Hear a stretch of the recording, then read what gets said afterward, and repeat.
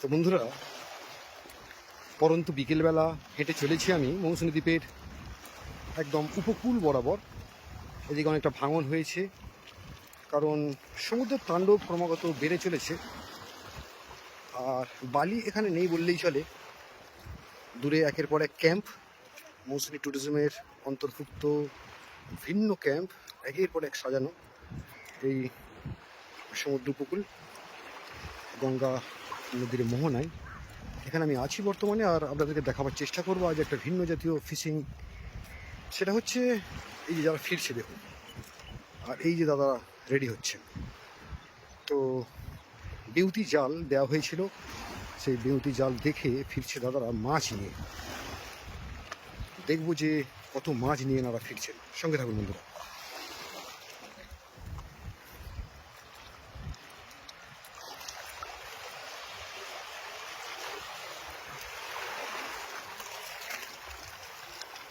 তো যারা কাগজের নৌকো ফেসবুক পেজে আছেন, তারা ভিডিওটি একটু ফলো করে দেবেন, পারলে একটু শেয়ার করে দেবেন, আপনার মূল্যবান মতামত কমেন্ট বক্সে দিয়ে যাবেন। আর যারা ইউটিউব চ্যানেলে আছেন, কাগজের নৌকো ইউটিউব চ্যানেলে, তো তাদেরকে অনুরোধ করবো একটু সাবস্ক্রাইব করে দেবেন আর দেখতে থাকুন শেষ পর্যন্ত এই মজাদার ভিডিও।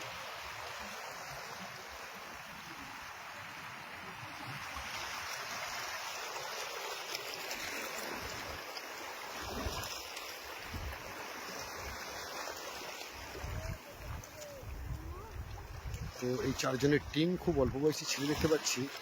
এরা সমুদ্রের সাথে এতক্ষণ লড়াই করে দূর থেকে জাল থেকে সংগ্রহ করে আনলো প্রচুর পরিমাণে মাছ।